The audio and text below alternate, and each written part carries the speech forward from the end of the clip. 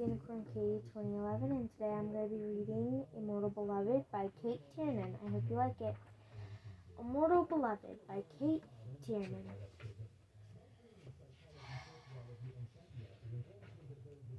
Chapter 1. Last night my whole world came tumbling down. Now I'm running, scared. Have you ever been going along, living your life, living in your reality, and then suddenly something happens that rips your world right in two? You see something or hear something. Suddenly everything you are, everything you're doing, shatters into 1,000 shards of sharp, bitter realization. It happened to me last night. I was in London with friends as usual. We were going out as usual. No, turn here. Boz leaned forward and jabbed the cabbie on the shoulder. Here. The cabbie, his huge, broad shoulders, barely encased in a sweatshirt and plaid vest, turned around and gave Boz a look that would have made a normal person sit back and be very quiet. But Boz was by no means a normal person. He was prettier than most, louder than most, funner than most, and God knew dumber than most.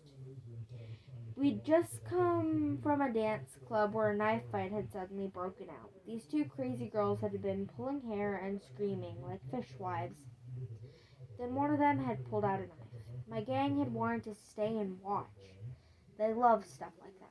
But, if you've seen one knife fight, you've seen them all. I dragged them all away. We stumbled into the night, luckily grabbing a cab before the cold made us sober up.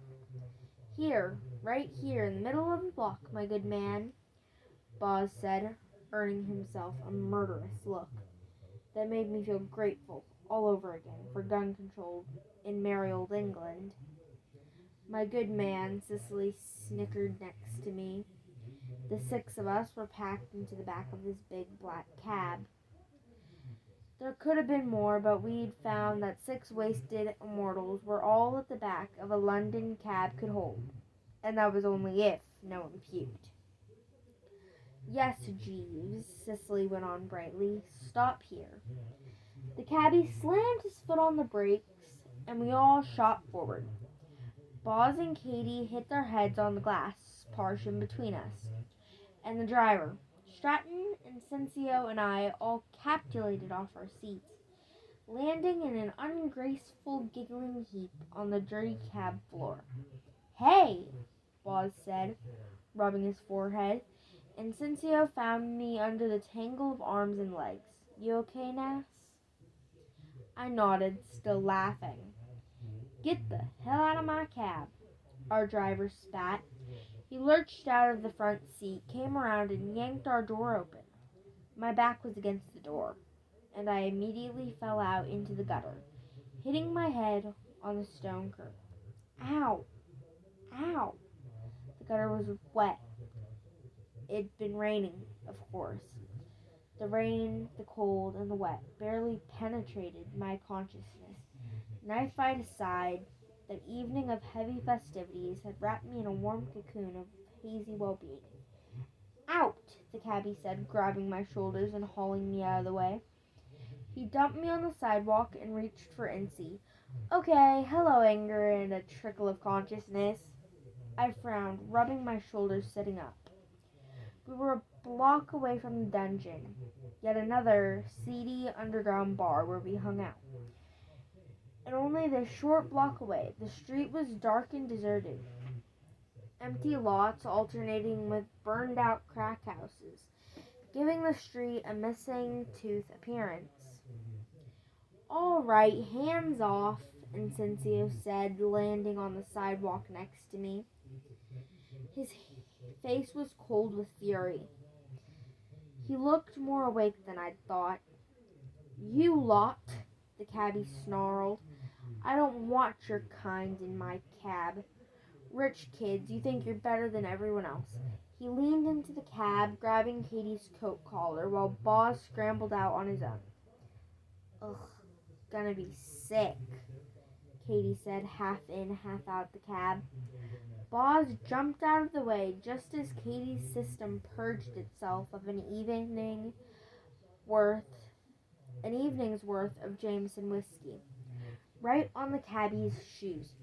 God damn it, the cabbie roared, shaking his feet in disgust. Boz and I giggled. We can't help it, Mr. Taxi Driver. The cabbie grabbed Katie's arms, intending to haul her to the sidewalk, and suddenly Incy muttered something and snapped his hand open. I had a split second to think. Huh? And then the cab driver staggered as if struck with an axe. Katie went slack in his hands and he crumpled, his spine curving in almost half. He pitched backwards, landing heavily on the sidewalk, his face white, eyes wide open. A wave of nausea and fatigue overcame me. Maybe I had more to drink than I thought. Incy, what did you do? I asked him, bemused, as I got onto my feet. Did you use magic on him? I gave a little laugh. The idea was kind of ridiculous. I leaned against the lamp post, holding my face up to the chilly mist. A few deep breaths, and I felt better. Katie blinked blearily, and Boz chuckled. Incencio stood up, frowning at his new DNG boots, now flecked with rain. Stratton and Cicely got out of the other side of the cab and joined us. They looked down at the cabbie lying frozen on the wet pavement and shook their heads. Very nice, Stratton said to Incy. Very impressive, Mr. Magician. You can let the poor sod up now. We were all looking at each other and at the cabbie. I couldn't remember the last time I'd seen anyone use magic like this. Yeah, maybe to get a good table at a restaurant or to catch the last train in the underground. I don't think so, Strat, said Incencio, his face still tight. I don't think he's a very nice man. Stratton and I met eyes. I tapped Incencio on the shoulder.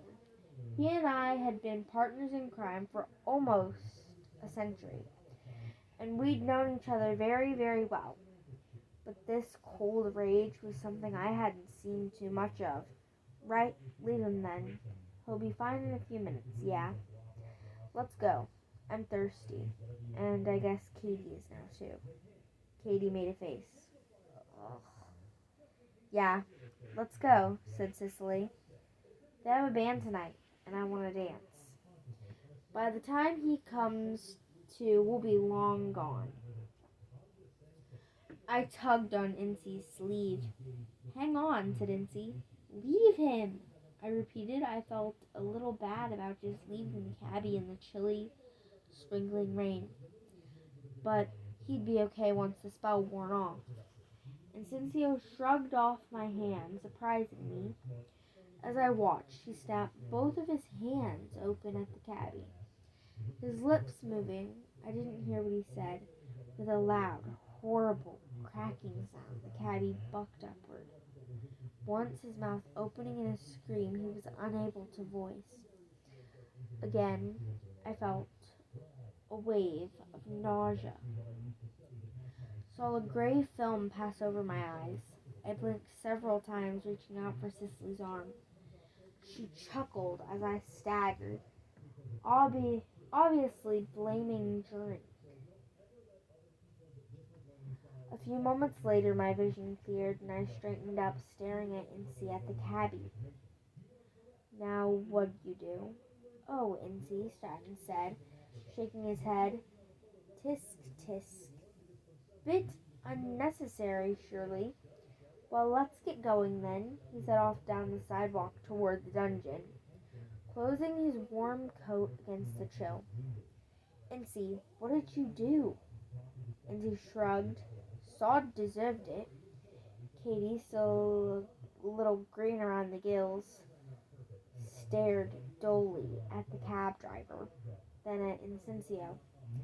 She coughed and shook her head, then headed off with Stratton. I let go of Cicely, and she shrugged, taking Boz's arm. They followed the others, and soon their footsteps faded into the darkness. Incy, I said, taken aback that the others were just leaving. Incy, did you break his back with magic? Where did you learn to do something like that? No, you didn't, right? Incy looked at me, then a half-amused expression on his unearthly, darkly handsome face. His black curls were flecked with tiny diamonds of rain, glittering in the lamplight.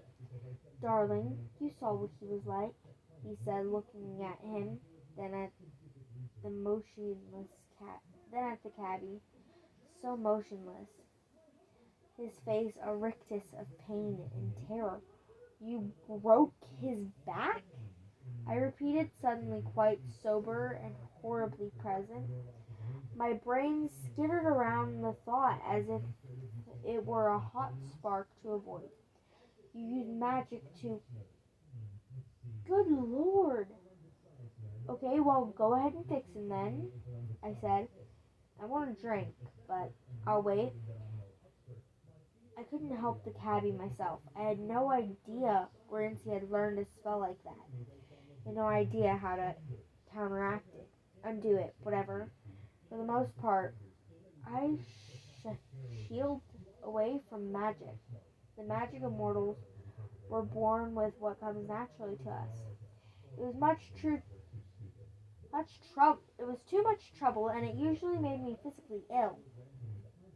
The last time I dabbled in it, I'd at most made someone walk into a door or spill coffee on herself, and that had been ages ago. Nothing like this. And Cincio ignored me and looked down at the cab driver. Right, mate? He said in a low voice, the cab driver's eyes now wild with shock and pain, focused on his with difficulty. That's what happens when you're rude to my friends. See? I hope you learned your lesson. The cab driver didn't even grunt. I realized he was under a Novox spell. An actual Novox spell. I'd only maybe seen that just once or twice before in hundreds of years. Much less. Come on, undo it, I said impatiently. I'd never seen Nancy like this. Do something like this. You taught him a lesson. The others are waiting for us. Just undo it so we can go. Incy rolled his shoulders, shrugged, and took my hand in a hard, painful grip. Can't undo it, my love, he said, and raised my hand to his lips to kiss. He pulled me with him towards the dungeon, and I looked back at the cabbie over my shoulder. Can't undo it? You broke his back for good? I stared at Incy, my best friend for the past century. He grinned down at me, his beautiful angel's face haloed by the street lamp. In for a penny, in for a pound, he said gaily. I gaped. What next? Putting Stratton through a wood chipper? My voice was rising as the increasing mist wet my face. Incy laughed and kissed my hair and marched me forward. In those moments, I'd seen something different in his eyes. More than just caring indifference. More than a casual need for revenge. Incy had enjoyed breaking that man's back, had enjoyed seeing someone writhing in pain and fear. It had been exciting for him. My brain whirled. Should I call 999? Was it already too late for that cabbie? Was he going to die? Already dying? I leaned away from Incy, turning back, where within seconds I felt the vibrations of the deep bass drums of some band, throbbing up through the ground through my shoes. The dungeon seemed like another world, another reality, beckoning me to it, lulling me with its noise. letting me leave the appalling shock of the paralyzed cabbie outside. I wanted so badly just to succumb to it. And see, but you have to. Incy just shot me an amused look, and a minute later we were going down a steep flight of stairs slick with rain. I was split by indecision as Incy raised his fist and pounded on the red-painted door. I suddenly felt as though we'd gone down the steps to hell and we were waiting for admittance. A small slit in the door opened, and Governor, the bouncer, nodded at us. The door opened, and an enormous swell of music throbbed out at us and drew us into the darkness lit by burning cigarette tips. The hundreds of voices competing with the screaming band, the smell of liquor coiling sweetly into every breath I took. The cabbie outside. This felt like my last chance to take action, to act like a normal person who gave a crap, like a normal person.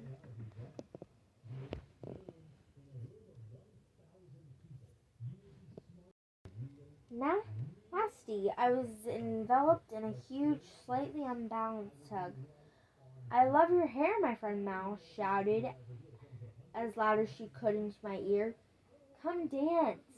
She put her arm around my shoulders and pulled me into the dark, low-ceilinged room. I hesitated, only a second, and just like that, I let myself leave the outside world behind, let myself disappear into the noise and the smoke. I was often up to those words would have more weight for you. I split away from Incy, not sure what to think. He'd just done what I thought was probably the very worst thing I'd ever seen him do. Worse than that incident with that poor mare's horse back in the 40s. Worse than that poor girl who'd actually wanted to marry him in the 1970s. That had been such a disaster. I'd managed to explain away those situations to myself. Made them make sense. This one I was having a harder time with. With a last beautiful grin at me, Incy headed off to prowl the crowd that was already sending out tendrils of interest from both males and females. Incy was irresistible, a seductive magnet, and most people, human and immortal alike, were helpless under the charm that hid a side that was suddenly so much darker than I'd realized. 20 minutes later, I was making out heavily on a sticky couch with Mal's friend Jace, who was cheerful and drunk and adorable. I wanted to sink into him, be someone else, be the person Jace was seeing on the outside. He wasn't immortal, didn't know I was, but he was a welcome distraction that I threw myself into with nervous urgency. People talked and smoked and drank all around us while I ran my hands under his shirt and he wound his legs around me. His fingers pushed into my short black hair, and with a sudden shock, I felt an unexpected warm breeze on my neck. I was already reeling back, grabbing for my scarf, quickly rewinding it around me when I heard Incy say, "Nass, what's that on the back of your neck?" I looked over my shoulder at Incy, staring by the end of the couch, a drink in one hand, a long cigarette glowing in the other. His eyes were black holes glittering at me in the darkness. My heart was beating hard. "Don't overreact, Nasty." "Nothing." I shrugged and collapsed on Jace, and he reached up for me again. "Nass," Incy's voice was quiet but determined. "You know, I don't remember ever seeing the back of your neck, come to think of it." I forced a small laugh and looked up even as Jace tried to kiss me again. "Don't be daft, of course you have. Now clear off. Busy here. Is it a tattoo?" I tugged my scarf tighter around my neck. "Yes, It says, if you read this sign, you're too bloody close. Now clear off. Incy laughed to my relief and moved away. The last I saw of him, a beautiful slinky girl in satin was coiling around him like a snake. And I didn't let myself think about the cab driver again. When the vision intruded, I squeezed my eyes shut and had another drink. But the next morning it all came back to me, the cabbie's face, the agony written there. He would never walk, never drive again, because Incensio had snapped his spine and left him on a rainy London street, worse than dead. I had done nothing. Nothing. I had walked away. The good thing about being immortal is that you can't literally drink yourself to death, as frat boys can. The bad thing about being immortal is that you can't literally drink yourself to death. So you wake up the next morning, or maybe the day after, or that, and you feel everything you would be spared feeling if only you'd been lucky enough to die. It was sort of light outside when I finally pried my eyes open for more than a few seconds. I literally scanned the room and saw a window. The light coming in was a pale and pink tinge, which meant dusk or dawn, one or the other, or perhaps the neighborhood was on fire. Always a possibility. I knew it would be bad trying to sit up, so I took it slowly, moving one small part of me at a time. Last my head, which I raised cautiously a few inches off the mattress. The washed-out yellow roses of the bare mattress slowly clarified and resolved. Mattress, no sheet. Window with light, dark painted brick walls, like a factory or something. I turned my head slowly to see another sleeping body, a guy with spiky green hair, a thick silver chain around his neck, a writhing dragon tattoo covering most of his back. Jeff, Jason, Jack, something with a J. I was almost certain I achieved a semi-upright state several minutes later, then immediately hurled my guts up as my body attempted to rid itself of the toxins I had ingested the night before. I didn't make it to the toilet. Sorry, Jeff. Feeling hollow and shaky and wishing immortality wasn't so incredibly literal. I saw I was still wearing all my clothes, which meant either the J-Man or I, or both, had been too wasted to further our acquaintance last night. Just as well. Reflexively, I felt for my scarf and found it still knotted tight around my throat. I relaxed a bit, then remembered Incy standing over me, asking me about the mark on the back of my neck. I couldn't believe that happened on the same night as the cabbie. I swallowed, grimacing, and decided to think about that later. My leather jacket and one of my beautiful green lizard skin ankle boots were inexplicably missing.